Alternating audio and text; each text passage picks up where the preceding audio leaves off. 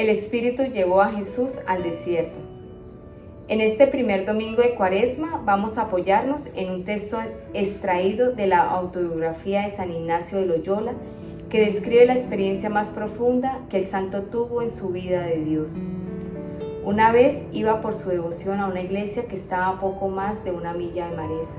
El camino va junto al río y yendo así en sus devociones, se sentó un poco con la cara vuelta hacia el río. Y estando allí sentado, se le empezaron a abrir los ojos del entendimiento, y no que viese alguna visión, sino entendiendo y conociendo muchas cosas, tanto de cosas espirituales como de cosas de la fe y de letras, y esto con una ilustración tan grande que le parecían todas las cosas nuevas. Y no se puede declarar los particulares que entendió entonces, aunque fueron muchos, sino que recibió una grande claridad en el entendimiento, de manera que en todo el discurso de su vida, hasta pasados 62 años, reuniendo todas cuantas ayudas haya tenido de Dios, y todas cuantas cosas ha sabido, aunque las junte todas en una, no le parece haber alcanzado tanto como aquella vez sola.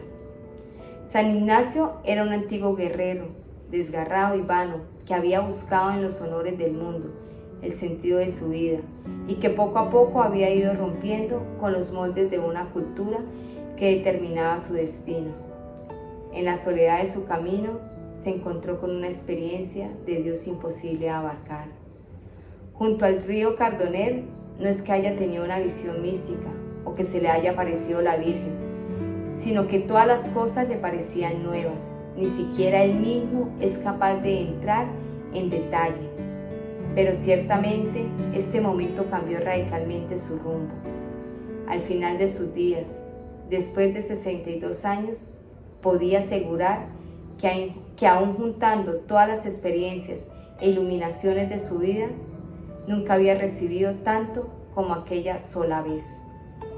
Todos nosotros, en algún momento de nuestra vida, después de haber buscado en vano por rincones y recodos el sentido de nuestra existencia, nos hemos sentado un poco con la cara vuelta hacia el río de la historia de San Ignacio. Hemos dejado de buscar nuestro propio camino para dejar que aquel que es el camino nos encuentre. Hemos dejado de preguntar por nuestras inquietudes para dejar que aquel que es la verdad nos inquiete con sus preguntas. Hemos dejado de vivir para nosotros mismos, para dejar que aquel que es la vida comience a mostrarnos una vida abundante para regalar a los demás. Esto es precisamente lo que vivió Jesús cuando se fue al desierto. Detuvo un momento su camino y se dejó tocar por las preguntas que le lanzaba Dios a través de la vida de su pueblo. Y es precisamente lo que vivimos los servidores de Maús cuando nos dejamos tocar por las preguntas que nos lanza Dios a través de los testimonios de nuestros hermanos. Pero necesitamos ese momento de silencio y soledad también que tuvo Jesús, porque es allí donde podemos descifrar lo que Dios nos pide. La difusión activa de este querigma, de ese toque de Dios en nuestras vidas, necesita que además de celebrar alabando a Dios, tenga la posibilidad de profundizar en la oración, en el silencio y la meditación, ojalá frente al Santísimo. Fue en la soledad y el silencio del desierto donde Jesús sintió las pruebas y las tentaciones de volverse atrás. Fue allí donde encontró las fuerzas para salir a predicar por toda Galilea. Ha llegado el tiempo y el reino de Dios está cerca. Vuélvanse a Dios y acepten con fe sus buenas noticias. Servidores de Maús, habiendo recibido ese regalo de sentirse amado y perdonado por Dios, ¿estás dispuesto o dispuesta a sentarse un poco junto al camino de tu vida en la soledad del silencio?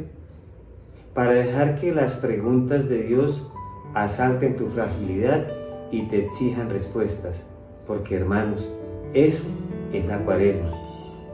No olviden nuestro encuentro de gran comunidad Emaús hoy en la Eucaristía de las 6 de la tarde.